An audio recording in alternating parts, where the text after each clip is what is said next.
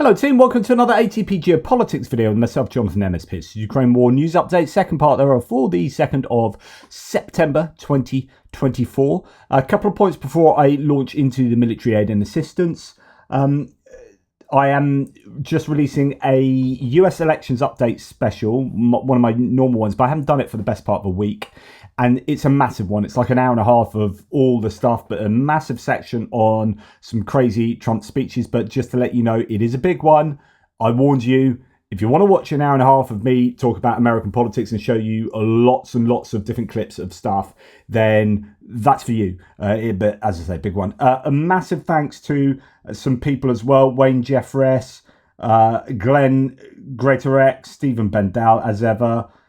All sorts of different people. Curtis Engel for your support of the channel. As I say, Glenn Greatorex, Julian Rossiter, Andreas P. Lurch, an absolute legend. So thank you for the support. Thank you for the members of the channel and those that support me in all different ways. I'll give some more thanks out in upcoming videos. I don't do that enough. Thank you. Let's go to the military aid and general assistance. We're going to start with the Finnish leader, Alexander Stubb, saying the Ukrainian situation is better than 3 months ago. So that's interesting because people are worrying about Pokrovsk, worrying about the missile situation, about not being able to strike into Russia and then receiving lots of missile attention and drone attention with some huge waves of attacks. So it's good that another leader very aligned to Ukrainian objectives is saying that things are better than 3 months ago.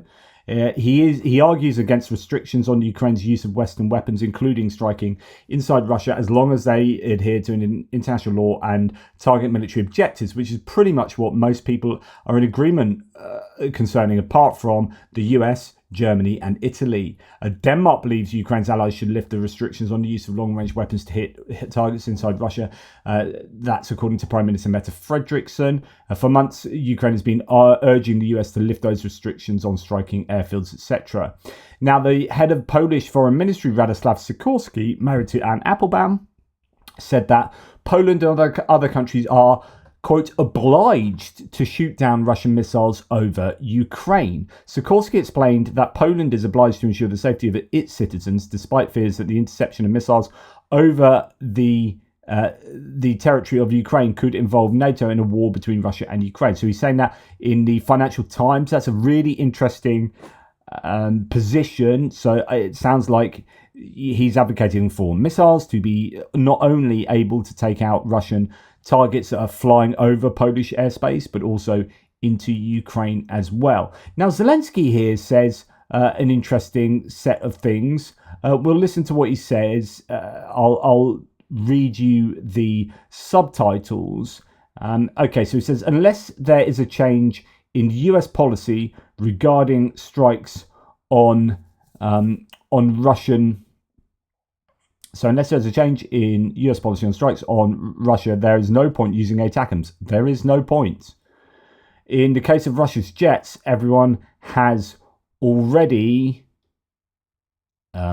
openly said this. They have bases with airplanes from which they take off and fire guided aerial bombs at us, thousands of bombs, if we don't make sure that these jets are no longer there, if we don't force Russia to move them deeper into the Russian Federation, and from that distance they will not be able to launch these bombs.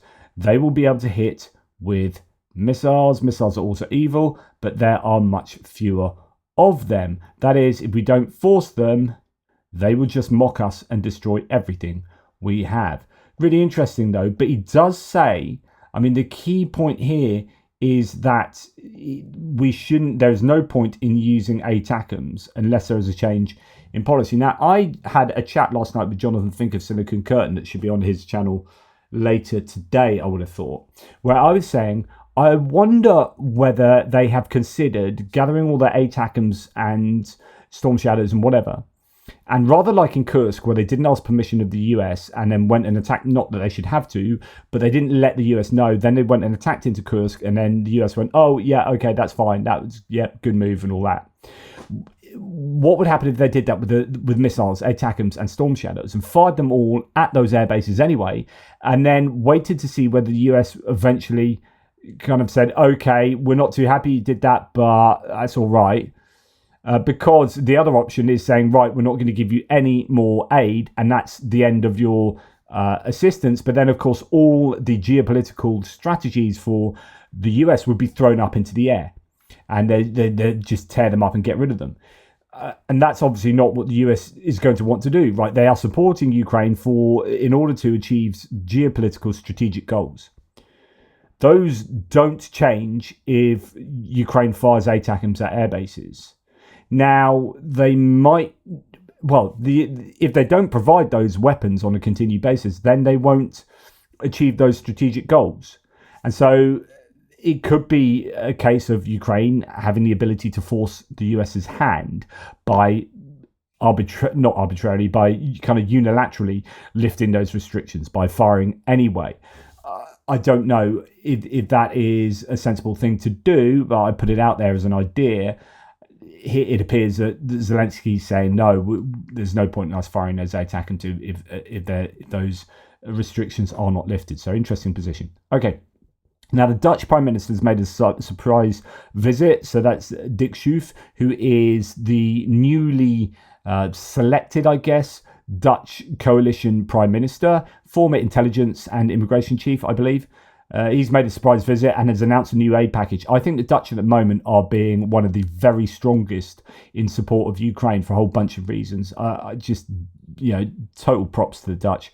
He arrived there and he went to Zaporizhia to meet with Zelensky and announced a new aid package worth more than 200 million euros. So that's about $221 million. I don't know what is in that package, but I guess we'll find out. Belgium will allocate 150 million euros to restore, so that's $165 million, restore civilian and energy infrastructure in Kiev and Chernihiv Oblast. So thank you very much to Belgium. Excellent stuff. Now, French Aid to Ukraine has a thread on a philanthropist who is, an investor, actually. I don't know whether any of that is kind of philanthropically motivated, but there's an investor, a big French investor. It's worth having a look at some of these. So I've talked previously about how George Soros and Howard Buffett, Howard Buffett Foundation, those are big private assisters of Ukraine in terms of massive amounts of money. Now, Ukrainian regulators have just approved Javier Niel's second acquisition in Ukraine. So this is more along the lines of investment. But of course, Ukraine would really welcome foreign inward investment into Ukraine. The only caveat, I'm sure there are many caveats, but one caveat is you don't want Ukraine to be selling off their stuff on the cheap in order to be taken advantage of by, these hedge funds or asset strippers or whatever it is, who might see a cheap buy, invest a load of money into Ukraine, but essentially getting a cheap bargain. Obviously, any investor is going to want to get a good deal for what they're investing in. So anyway, this billionaire and entrepreneur has established himself as Ukraine's leading foreign investor. Just 9 months after announcing a memorandum of understanding to buy LifeCell, Ukraine's third mobile operator, Javier Niel, has just received the green light from the Ukrainian telecoms regulator. The information, which was not made public in France, was leaked to the local press with the successive takeovers of Data Group Voila, the main fixed line and pay TV operator, and then the third mobile operator. Javier Niel will invest $1 billion in Ukraine. The local press has even put the total value of the two deals at $1.5 billion, 1.36 billion euros.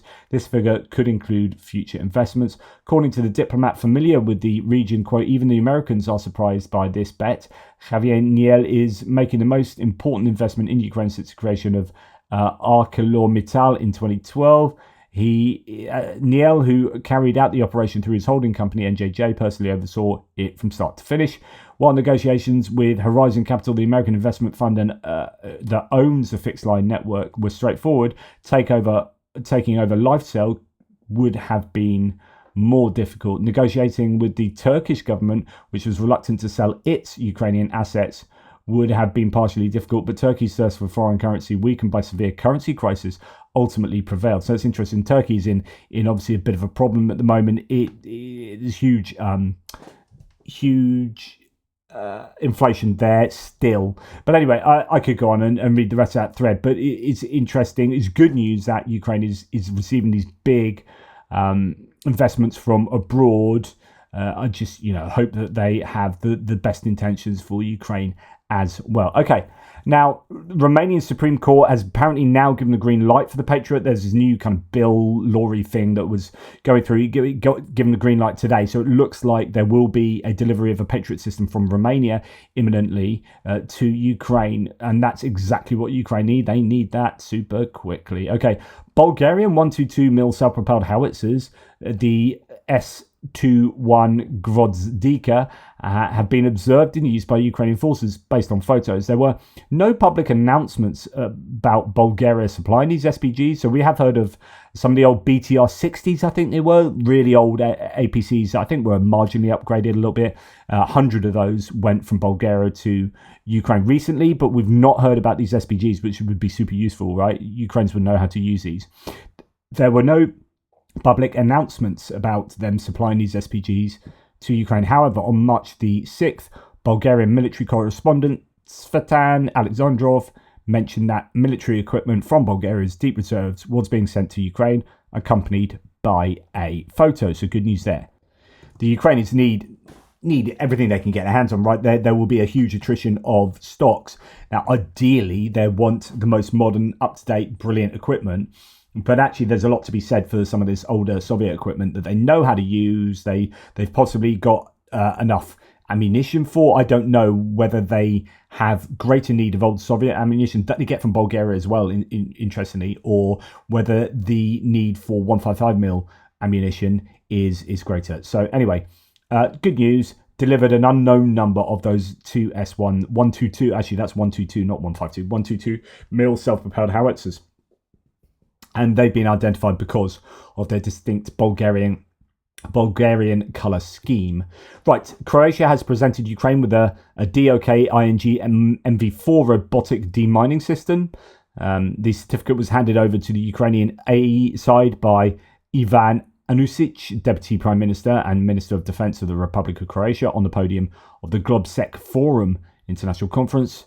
According to Anusic, about 26% of Ukraine's territory is contaminated with mines. That's an absolutely massive amount. So they have got quite a wide range of automated demining systems now, which is really good news. I think a lot of countries are much happy. Those countries that sit more on the side in terms of they may not have huge militaries, or they may be a bit reluctant to give a lot of military equipment to Ukraine. Take, for example, Switzerland, or maybe even Hungary and Slovakia, who are like, yeah, okay, we're aligned with Russia, but we want to be seen to be helping to keep X and Y, Z and Z pleased. So we'll give demining equipment, and that's super useful in a military context as well as a humanitarian context, to be perfectly honest. Right, Ukrainian domestic-produced Korunji armoured vehicle, which is an upgraded variant of the BTR, which I mentioned earlier, actually looks like quite a considerable upgrade, a lot bigger, will enter the service of Ukrainian forces, according to the Ministry of Defence. So they are still working on their own indigenous productions and models of different forms of weaponry. Hopefully we'll get news somewhat soon of the Rheinmetall produced indigenously, so in Ukraine, produced Lynx infantry fighting vehicles and Fuchs APC. So we'll talk about them being produced by the end of this year. That would be absolutely brilliant, because we know that they are decent bits of kit as well. Okay, SBU operations, Special Operations Center A of Ukraine has taken delivery of a batch of Grey Window 1 FPV strike drones. The drones have a claimed range of 52 kilometers through the use of a signal repeater drone. Armament-wise, they carry a PG-7 warhead, so nothing too different in terms of it's not got bespoke warheads, but it's the range, obviously through repeater drones. But 52 kilometers is pretty useful, and they are still producing a whole range of drones and working on R&D and whatnot. There's, as mentioned the other day, there's 170 different drones, and I presume that includes UAVs, unmanned air vehicles, USVs, surface vehicles, and GVs, ground vehicles. So all those types of drones, about 170 for the Ukrainians, which is a huge array. You could argue maybe too many. It could be a bit confusing. It could be too much competition, but I think that's really good compared to, say, Russia, that appears to have a much more centralized system that is not reactive to the needs of the front line.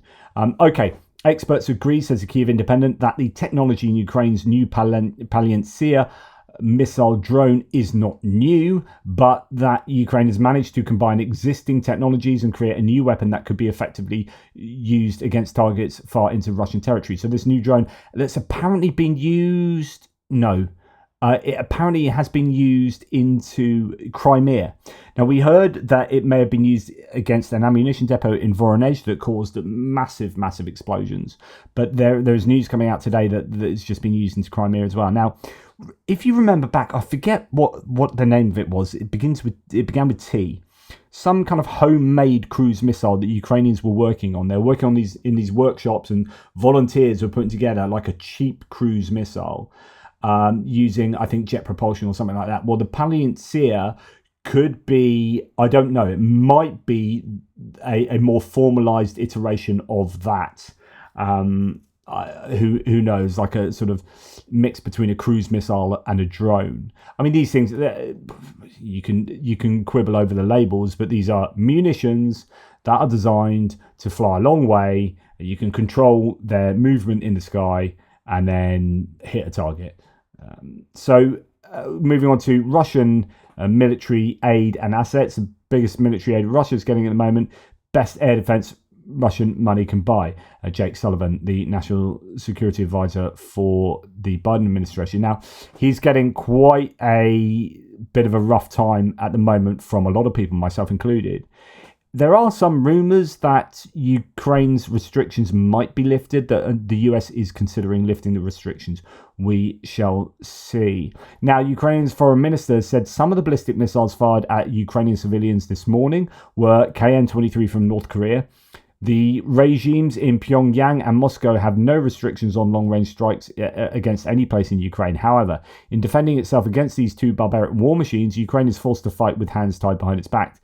Isn't this absurd?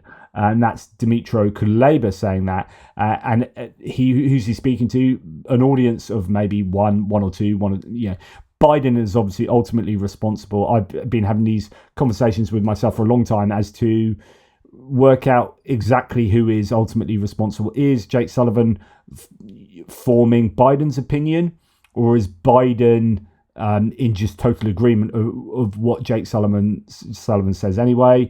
Or what is the causality involved in this eventual decision? I know ultimate responsibility lies with Biden as commander-in-chief, but you'll be delegating all sorts of stuff at how much is of that thinking is coming from elsewhere, and he's just like convinced by that.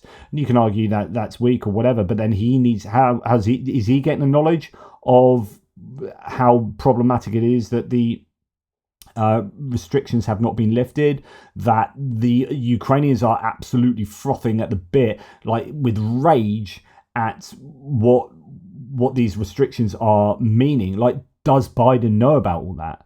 And it's the same. I often talk about this with regard to Putin. How much does Putin know? His whole information diet is being curated by other people. And, you do wonder, these garbage in, garbage out decisions that get made could largely be based on poor information that's being dictated and curated by others within these administrations. Anyway, thank you for listening. I really appreciate your support. Thanks so much again to the members and those who support me in all the ways that you do. Really, really appreciate it. Take care, and I'll speak to you soon.